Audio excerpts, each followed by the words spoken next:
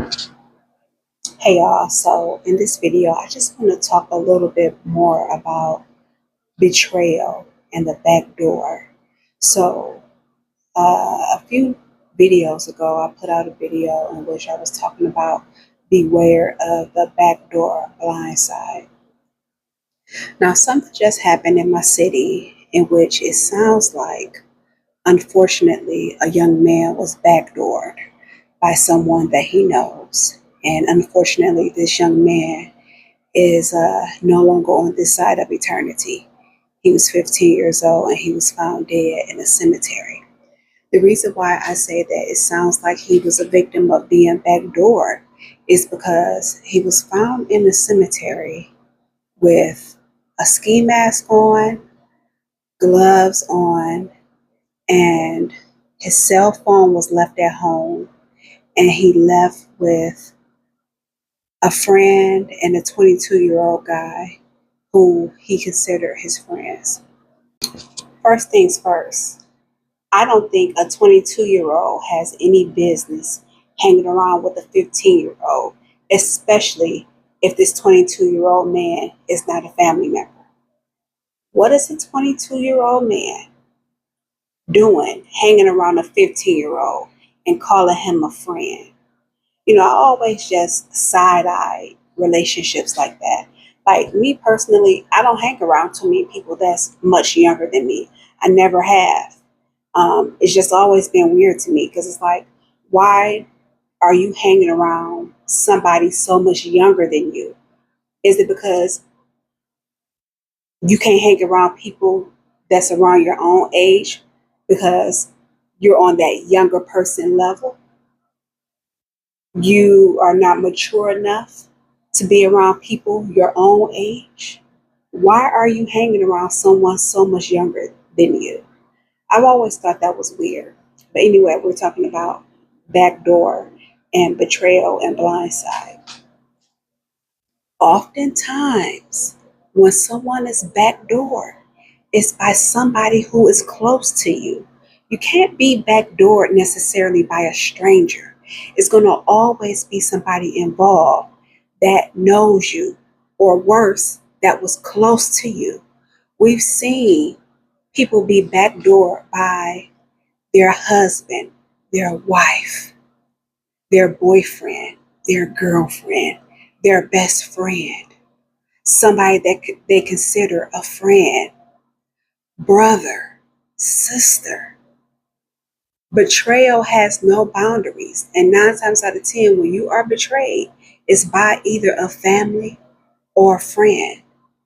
It's either by a family member or a friend. The backdoor blindside. Very dangerous. Very dangerous. The Bible tells us that we will know them by their fruits. Oftentimes, we hang around people and we see them do shady things to other people. We see it already. And by you being close to this person, you just think, oh, they'll never do me like that. We're boys, we're girls, we're family. They'll never do me like that. They'll never do me like that. When those are the main ones. Jealousy plays a part in it. Envy. The Bible says that envy is as cruel as the grave. Backdoor. Backdoor. You will know them by their fruits. If you see someone being a dirtbag towards somebody else, why wouldn't they be a dirtbag towards you? See, we put too much faith and too much trust into certain people because we just feel like, well, we're boys, we're girls, we're better than that.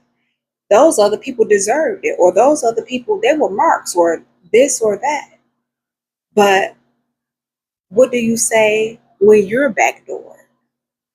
Are you a mark? Were you a mark? Why did they feel like they could backdoor you? See, sometimes we're loyal to a fault. Sometimes we're too loyal. And that's what set us up to be backdoored. Now, in the previous video, I already kind of went through a situation in which God has shown me that a back door was en route. But a lot of times, God will show us things, and depending on how He talks to you, He could talk to you through visions, He could talk to you through dreams, He could talk to you audibly, or He could talk to you just by getting a message to you by another person. But pay attention to all those methods that He is trying to get a message to you. Pay attention to those things. Sometimes and oftentimes, we get these messages, we see these things, we have these visions, and we keep it in the back of our mind, but we don't think twice about it. We don't think three times about it. He's showing us these things for a reason. Somebody is telling you these things for a reason. Say, for instance, like my mom. My mom has a great judge of character. For the most part, my whole life, she has not been wrong on a lot of things. A lot of things she has not been wrong. It's been people in my life. It's been people in my cousin's life. She'll straight up tell us, oh, that's not your friend. Be careful around that person. Oh, you know how you'll be. Ma, that's my friend. Don't say that about my friend. My friend not like that. This. And years later, Mama was right. She saw, she knew by the spirit of discernment that person is not right. And sometimes, your parents will let you learn things for yourself. It's their job as our parents to tell us. But when you're so my friend, or my boyfriend, my girlfriend, my husband, my wife, whoever, you can't see it because you're too close.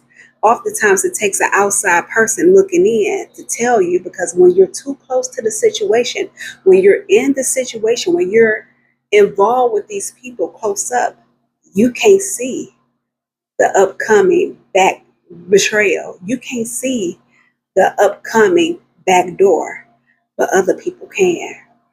Other people can. I know another situation. My mom told my cousin, and she told my aunties, told different family members about a friend of my little cousin. That's not your friend. Now, mind you, this little girl had been around since my little cousin was little, like 6, 7 years old. She had been around that long. And my mom, knew then that's not your friend. Something's not right with her. That's not your friend. And all these years later, what happened? My mama was right. That young lady turned out not to be my cousin's friend. She ended up backdooring my cousin. But of course, my cousin couldn't see it. I couldn't see it. And normally, I like to think that I have a good judge of character, a good discerning of spirits. But even I missed that one. My mama was right. She was right. The back door. Be careful of the back door. There's so many people around us that want to get close to us because they see something in us, or they see something that you have. They might, they see something that you have.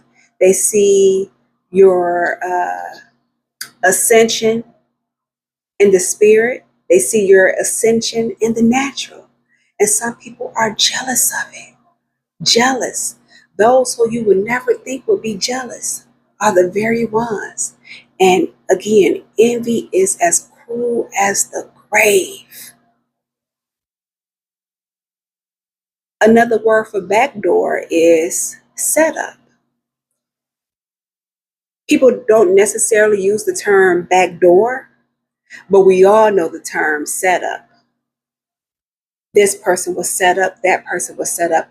Recently, a couple of days ago, I overheard someone briefly talk about a scenario in which a young lady was so mad at her brother that she was trying to set him up to be taken out of here. A sister was going to set up her brother to be taken off of this earth. Now, I don't know necessarily why, but this young lady repented and she confessed that sin of jealousy, that sin of envy, that sin of murder that was festering in her. And she confessed that. And I hope she was delivered. That's major to admit something like that, that you was going to set up your own brother. Oh, the back door is nothing to be played with. You know, again, we already know the saying that there's nothing new under the sun. And everything that takes place in this life that we live, it took place in the Bible.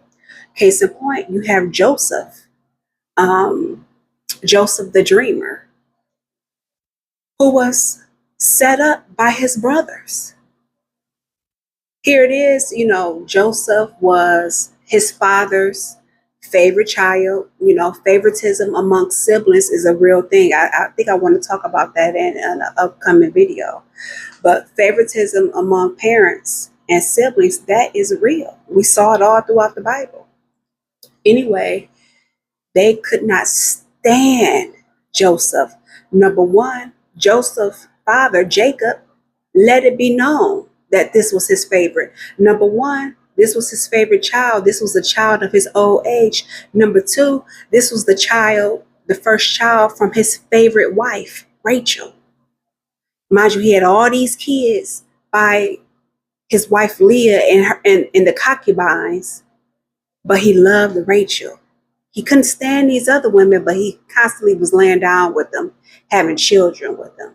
And so he loved Joseph because he was the product of Rachel.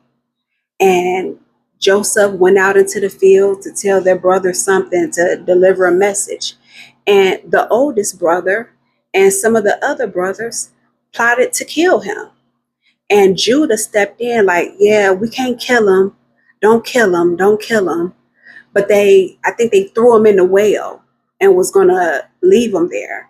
But they decided, okay, well, we're not going to leave him here in the well. We're not going to kill him.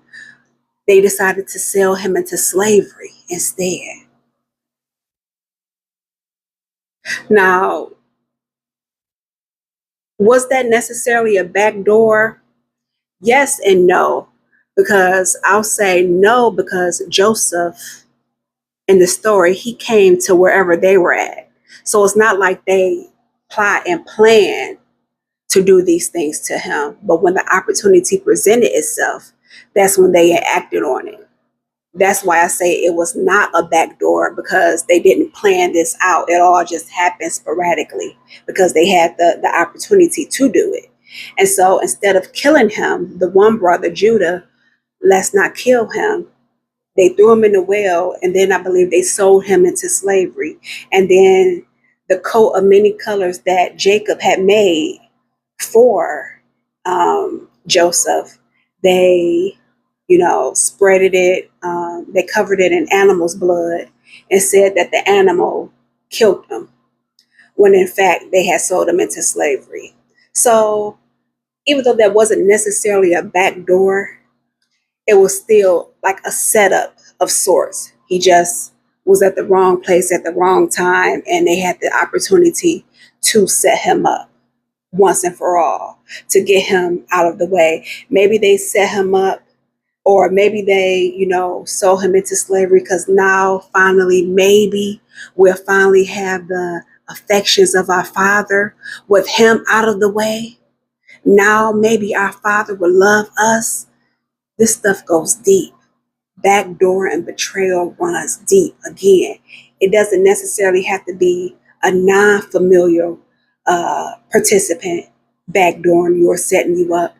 It very well could be somebody in your family. You will know them by their fruits. You will know them by their spirits. Don't ignore all of the backhanded compliments. Don't ignore the side-eye glances. Don't ignore the nastiness. Don't ignore the jealousy, the envy that you feel, that you see. Don't ignore any of that. It is as cruel as the grave. Beware of the back door. We're seeing it more and more and more. I mean,